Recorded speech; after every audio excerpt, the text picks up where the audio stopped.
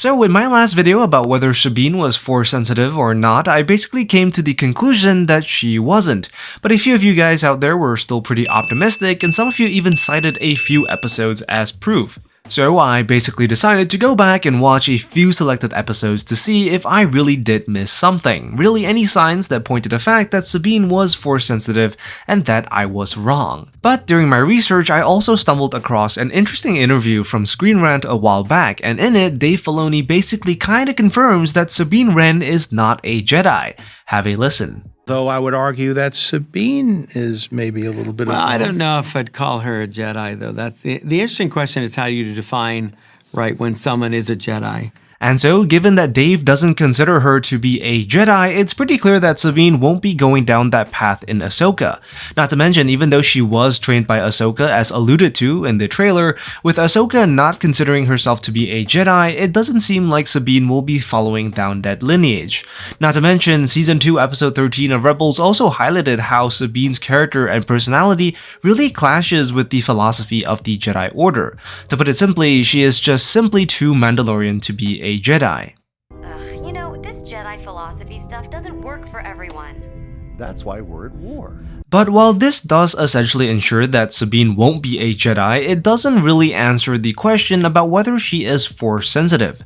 If at all, the earlier comment from Favreau actually still alludes to this possibility. And Filoni's response to that didn't really make it all that clear, as he does go on to talk about what defines a Jedi. Which is why going back through some of the Rebels episodes, the question of whether Sabine is Force sensitive or not does get a little murky.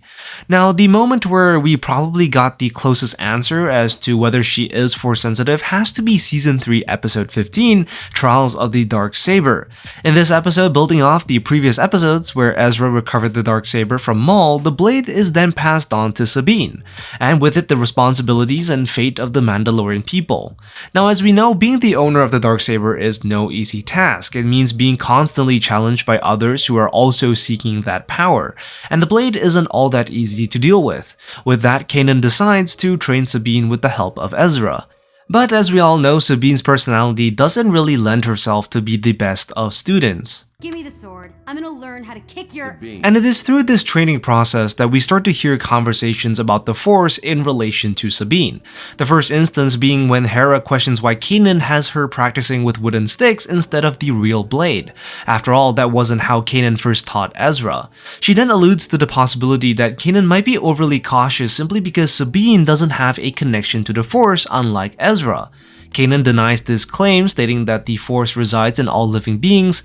It's just that in the case of Sabine, Force resides in all living things, but you have to be open to it. Sabine is blocked. Her mind is conflicted. She's so expressive and yet so tightly wound. She's so Mandalorian. And so what we could take away from this is that while Kanan isn't suggesting that Sabine is Force sensitive, he isn't outright denying it either. Instead, the moment leaves opens the idea and possibility that she could be Force sensitive. Now, in my previous video, I also talked about how if Sabine was truly Force sensitive, then the only way for Kanan to not be able to detect it would be for Sabine to struggle connecting with the Force. Her mental block, as Kanan mentions, is what is preventing her from accessing the Force in any meaningful way. Now, within the context of when this episode was released, there was really no way of knowing if this moment had a greater meaning. After all, the mental block and inner conflict Kanan refers to that resides in Sabine could simply be understood as a lack of inner balance within Sabine. Her inability to come to terms with her past, especially her relationship with her family, prevents her from fully mastering the Darksaber. The next instance where the topic of Sabine's Force sensitive is somewhat alluded to would also take place in the same episode, but not in a way you might expect. There's an incredibly heartfelt moment in the episode where Ezra talks to Sabine about her past, and after an incredible moment of emotional outpouring where we finally learn why Sabine is so reluctant to wield the Darksaber, You don't know. No one does. we then see the Bendu wake up as Sabine walks away. But while we could say that his slumber was merely disturbed by all the commotion, it's a good chance that it's probably a whole lot more than that. As we know, the Bendu is a Force entity, and it is his strong connection to the Force that allows him to guide Kanan through his darkest moments. In a way, you could see the Bendu as the physical manifestation of the Force, much like the Lothwolves on Lothal. And so the Bendu awaking from his slumber in reaction to what had just occurred might be the symbolic awakening of the Force within Sabine.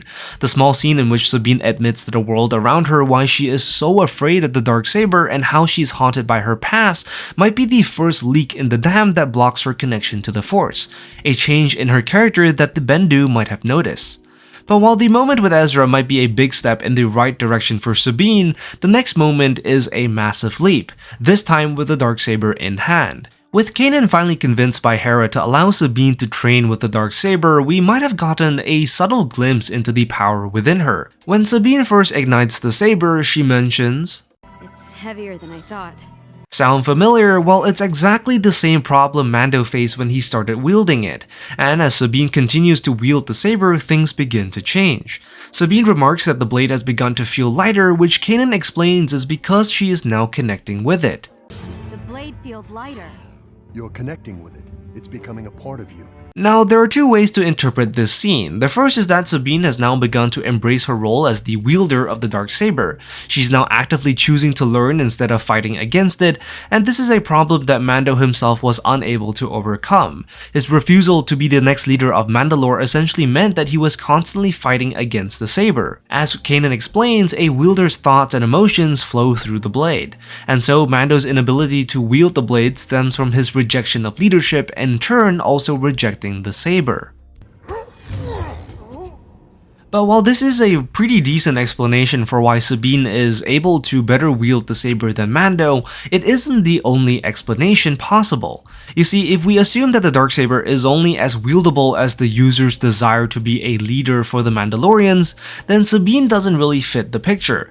In fact, she doesn't really demonstrate much desire to be one in the first place. Even in later episodes, Sabine easily gives up on it knowing that Bo-Katan was still around, much like what Mando tried to do. And so this really begs the question, if both Mando and Sabine are not willing to be the next leader of Mandalore, then why is it that Sabine is able to better handle the blade than Mando? The reason why Bo-Katan or Gar Saxon are both able to wield it without much issue is because for better or for worse, both characters are willing to rule. Much of why Sabine is struggling to learn it in the first place doesn't revolve around the question of whether she wants the responsibility of leadership. Instead, for her, having the saber means confronting her past, facing her family, and ultimately her fears. You're not fighting me. You're fighting yourself. And losing.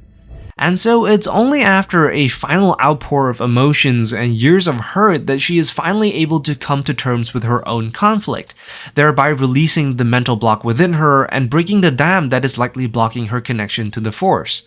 And so it's possible that having the Force allows her to better control the saber in the first place. While she has no designs on leadership, whatever amount of Force sensitivity she has allowed her to wield the saber to a far more proficient degree, at least compared to Mando. And it is this self-admission that allows her character to move forward, possibly establishing a stronger connection to the Force and momentarily gain the upper hand against Kanan.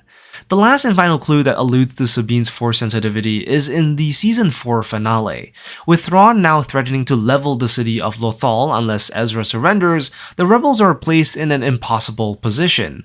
Without access to the city's shield generators, they don't have enough time or resources to stop Thrawn. And it is here that Ezra makes the ultimate decision to turn himself in, buying the rebels enough time to access the shields, bringing it up before Thrawn can destroy the city. However, the rest of the crew, especially Hera, don't agree, forcing Ezra to make a move on his own, but not before sharing a knowing look with Sabine. Now, this moment could be interpreted as simply just that, a knowing look between friends. But what if it was more than that? You see, in the following scene, as Sabine distracts the rest of the crew, we also learn that she knows exactly what Ezra was thinking, laying out to the rest of how Ezra intends to buy them enough time to get to the shield generators. And the fact that she's able to get all that through nonverbal communication might also suggest that she has some connection to the Force. In the closing moments of the episode, as we hear Sabine's monologue in the aftermath, we are also told that Ezra has entrusted Sabine with something important. Sabine, don't forget. Right. I'm counting on you. But for what? likely hinting that whatever connection they have between the two of them will be instrumental in Ezra's return. However, if it is indeed the case that Sabine's lack of connection to the Force was solely due to her inability to face her past and family, then surely this is an issue that would have been solved by now. As we see in the later episodes, Sabine is able to reconnect with her family, clear her conscience with the destruction of the weapon she created, and through it become a much stronger person. And if it is indeed her struggle with her past that is also blocking her connection to the Force, then surely it would have been overcome by now. But the Ahsoka trailer once again throws a curveball at this idea, with Shin proclaiming that Sabine has no power, and so within the context of the Force, it seems like the trailer is still alluding to the fact that Sabine is still struggling with that connection, which sort of begs the question as to what is stopping her now. And this is a question that we will likely have to keep in mind as we watch the Ahsoka show. And if my gut is right, whatever this is, it will be tied pretty closely to what Ezra is counting Sabine for. So going through all these episodes has definitely swayed me a little to the idea that Sabine might have had some level of Force sensitivity. It would explain why Ahsoka was willing to train her in the first place and answer quite a few outstanding questions. But it's also pretty clear that the Rebels show has left this pretty ambiguous, so you could definitely interpret this one way or another. Anyways, that's all for this video. Be sure to let me know what you think in the comments down below. As always, be sure to like and subscribe, and I will see you in the next one. I'm the Lost Acolyte, and I have spoken.